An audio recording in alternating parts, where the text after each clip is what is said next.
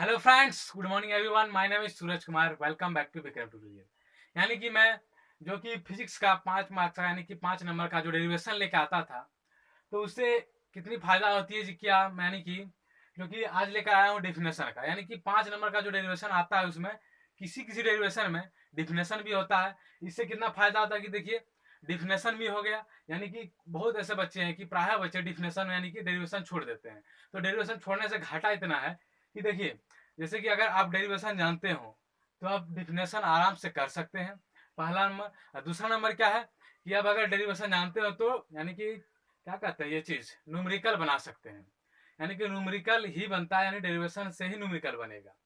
तो न्यूमेरिकल आप अगर डेरिवेशन बढ़िया से करते हैं तो न्यूमेरिकल आराम से बना सकते हैं।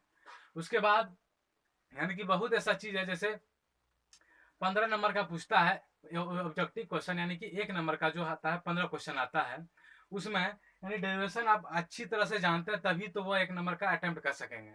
अगर नहीं जानते हैं तो नहीं हो सकेगा। यानी कि 5 नंबर का जो डेरिवेशन होता है बहुत इंपॉर्टेंट है।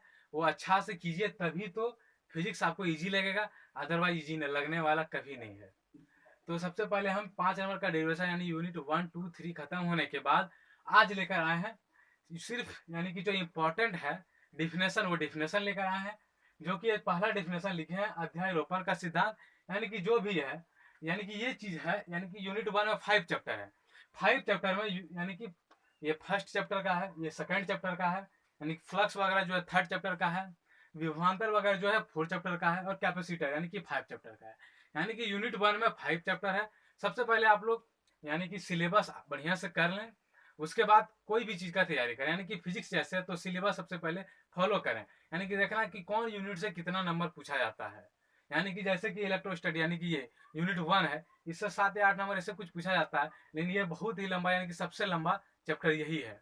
इससे ये चीज होता है कि लेकिन जैसे कि जितना हम इसमें से डेरिवेशन बताए हैं उसमें से प्राय डेरिवेशन यानी कि यूनिट 1 से 1 या 2 रहेगा ही, अथवा रहे या फिर कुछ रहे, यानी कि रहेगा ही। इससे 5 नंबर में डेरिवेशन इससे रहता है यूनिट 1 से। तो इसलिए सबसे लंबा है या सबसे जड़ भी है फिजिक्स का, यानी कि यूनिट 1 जड़ भी है फिजिक्स का। अगर यूनिट 1 अच्छी से समझते हैं तो यूनिट 1 2 3 आप लोग अच्छे से कर सकते हैं। तो यानी कि यूनिट 1 यानी कि आज जड़ से ही खत्म हो जाएगा, क्योंकि डेरिवेशन खत्म होने के बाद बचा था जो इम्पोर्टेंट यानी कि डिफिनेशन। तो आज डिफिनेशन लेकर आए हैं। तो सबसे पहले है सुपरपोजिशन प्रिंसिपल, यानी कि अध्यारोपण का सिद्धांत। तो अध्यारोपण का सिद्धांत क्या कहता है, यदि निकाय में 2 से ज्यादा बिंदु आवेश उपस्थित हो तब किसी आवेश के ऊपर लगने वाला परिणामी बल उस पर आरोपित प्रत्येक आवेश के बलों का सदिश योग होता है। ठीक, उसके बाद चलते हैं विद्युत क्षेत्र। विद्युत क्षेत्र क्या है, यानी कि क्वेश्चन किस तरह पूछेगा तो आप लोग समझते हैं। अध्यारोपण का सिद्धांत किसे कहते हैं, क्या समझते हैं, तो कुछ भी आ सकता है। तो आप लोग जानते हैं कि आंसर किस तरह देना है। तो देना अध्यारोपण का सिद्धांत किसे कहते हैं, तो लिखना है यदि निकाय में 2 से ज्यादा बिंदु आवेश उपस्थित हो तब किसी आवेश के ऊपर लगने वाला परिणामी बल उस पर आरोपित प्रत्येक आवेश के बलों का सदिश योग होता है। उसके बाद है विद्युत क्षेत्र किसे कहते हैं, किसी आवेश या आवेशों के निकाय के आसपास का वह क्षेत्र जिसमें कोई अन्य आवेश को डाल दिया जाए तब वह उपस्थित आवेशों के द्वारा बल महसूस करता है। यानी कि विद्युत क्षेत्र यही कह रहा है जब किसी आवेश या आवेशों के निकाय के आसपास, ठीक, वह क्षेत्र जिसमें कोई अन्य आवेश को यानी हम डाल दिया जाए तब वह उपस्थित आवेशों के द्वारा बल महसूस करता है। तो एक चीज हम बता देते हैं, यानी कि विद्युत क्षेत्र जो भी है, विद्युत क्षेत्र दीवार को भी छेद यानी भेद करके पार कर सकती है। यानी कि कोई भी चीज ईंटा पत्थर जो भी है भेद करके पार कर सकती है। जैसे कुछ धातु का चीज हो तो वो मतलब भेद करके पार होती है, लेकिन संपूर्ण विद्युत विद्युत क्षेत्र यानी कि बल रेखाएं नहीं पार कर पाती है। जिसके कारण कभी कभी यानी कि कहीं कहीं आप लोग जाते होंगे तो वहां मोबाइल टावर फेल हो जाता है। यानी मोबाइल टावर फेल होने का कारण है कि वहाँ एल्यूमिनियम पत्थर कुछ भी लगा होता है जिसके कारण मोबाइल टावर फेल हो जाता है।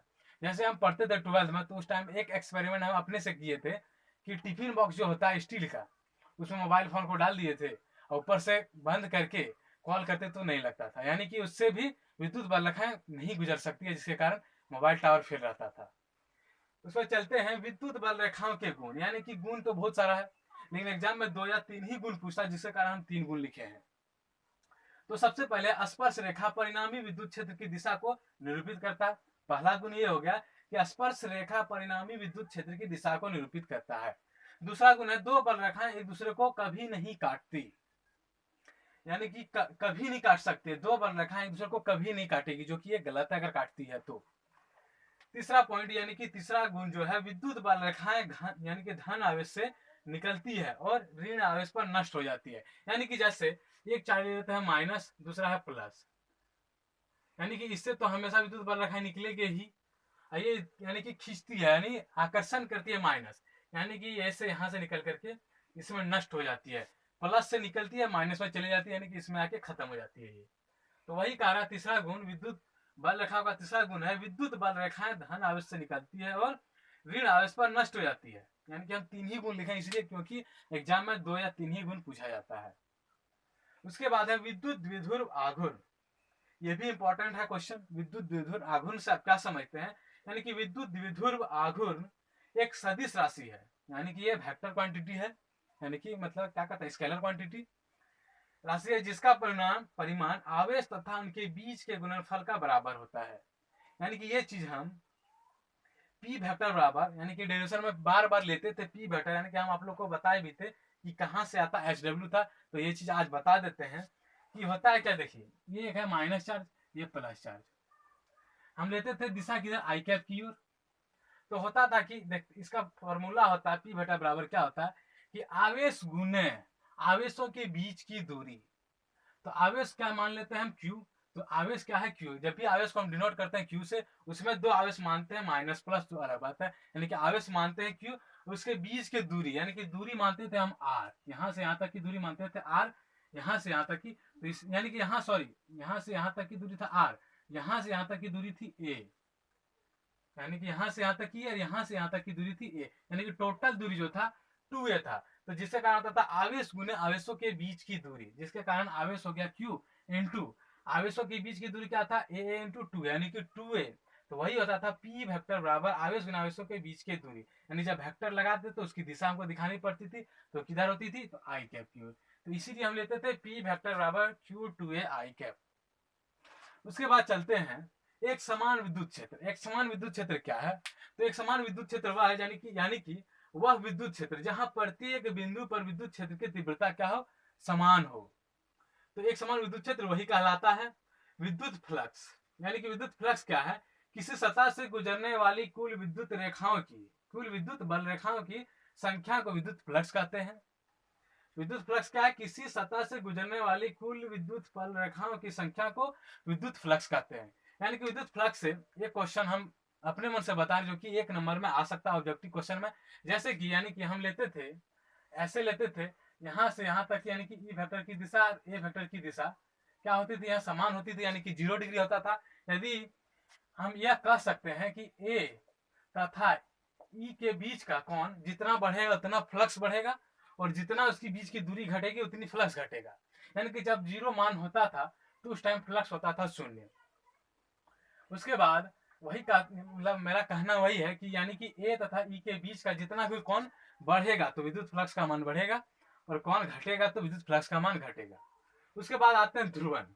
ध्रुवन क्या, यानी कि कैपेसिटर, यानी कि संधारित्र, यानी कि 5 चैप्टर का यूनिट 1 का 5 चैप्टर ध्रुवन। तो ध्रुवन क्या कहता है, जब किसी परावैद्युत पदार्थ को विद्युत क्षेत्र डाल दिया जाता है, विद्युत क्षेत्र में डाल दिया जाता है, तब उसके सतह पर कुछ आवेश उत्पन्न होता है, उसे ध्रुवन कहलाता है। उत्पन्न होता है यानी कि ध्रुवन कहलाता है। ध्रुवन क्या है, जब किसी परावैद्युत पदार्थ को विद्युत क्षेत्र में डाल दिया जाता है तब उसके सतह पर कुछ आवेश उत्पन्न होता है, उसे ध्रुवन कहते हैं। उसके बाद संधारित्र यानी कि कैपेसिटर। तो संधारित्र क्या है, संधारित्र एक ऐसी युक्ति है जिसमें विद्युत आवेश तथा विद्युत ऊर्जा को संचित किया जाता है। यानी कि संधारित्र एक ऐसी युक्ति है जिसमें हम विद्युत ऊर्जा तथा विद्युत क्षेत्र को, यानी कि विद्युत आवेश को संचित कर सकते हैं, यही है संधारित्र। परावैद्युत भंजन, यानी परावैद्युत भंजन भी है ये इंपॉर्टेंट, यानी कि जब अत्यंत उच्च विद्युत क्षेत्र में किसी परावैद्युत को डालते हैं तब चिंगारी के रूप में परावैद्युत से भी आवेश प्रवाहित होने लगता, परावैद्युत भंजन कहलाता है। यानी कि ये चीज 2 नंबर में आ सकता है, ये 3 नंबर में पूछा जा सकता है। परावैद्युत भंजन, जब जब अत्यंत उच्च विद्युत क्षेत्र में किसी परावैद्युत को डालता है तब चिंगारी के रूप में परावैद्युत से भी आवेश प्रवाहित होने लगता है, तो परावैद्युत भंजन कहलाता है। उसके बाद चलता है समतुल्य धारिता। समतुल्य धारिता क्या, ये भी 3 नंबर में आ सकता है। तो समतुल्य धारिता किसी संधारित्र के संयोजन का समतुल्य धारिता उस एक संधारित्र की धारिता के बराबर होता है जो अकेले उसी बैटरी से जोड़ देने पर उतना ही आवेश खींचता है जितना उन संधारित्रों के द्वारा खींचा जाता है। समतुल्य धारिता क्या कह रहा है कि समतुल्य धारिता किसी संधारित्र के संयोजन का समतुल्य धारिता उस एक संधारित्र की धारिता के बराबर होता है जो अकेले उसी बैटरी से जोड़ देने पर उतना ही आवेश खींचता है जितना उन संधारित्रों के द्वारा खींचा जाता है। तो समतुल्य धारिता हो गया। लास्ट है कूलम्ब्स लॉ, यानी कि बार बार हम बताते थे कूलम्ब्स लॉ। तो कूलम्ब्स लॉ क्या कहता है, यानी कि दो बिंदु आवेशों के बीच लगने वाला आकर्षण या प्रतिकर्षण का बल उनके परिणाम का समानुपाती होता है और उनके बीच की दूरी के वर्ग का व्युत्क्रमानुपाती होता है। यह बल दोनों आवेशों को मिलाने वाली रेखा के अनुदिश होती है, यानी कि उसी दिशा में होती है। तो बार बार हम बताते थे कूलम्ब्स लॉ, यानी कि हम लिख सकते हैं यहाँ, यानी कि के, यानी कि चलते हैं, यानी कूलम्ब्स का नियम दो बिंदु आवेशों के बीच लगने वाला आकर्षण या प्रतिकर्षण का बल उनके परिमाण का समानुपाती होता है, उनके बीच के वर्ग का यानी कि दूरी के वर्ग का व्युत्क्रमानुपाती होता है। यह बल दोनों आवेशों को मिलाने वाली रेखा का अनुदिश होता है, यानी कि हम लिख दिए हैं कि कूलम्ब्स लॉ बराबर क्या होता है, के Q1Q2 बटे आर स्क्वायर। यानी कि यही चीज पर हम यूनिट 1 का यानी कि चैप्टर 2 का सारा डेरिवेशन बना, यही चीज पर कूलम्ब्स लॉ पर के Q1Q2 बटे आर स्क्वायर।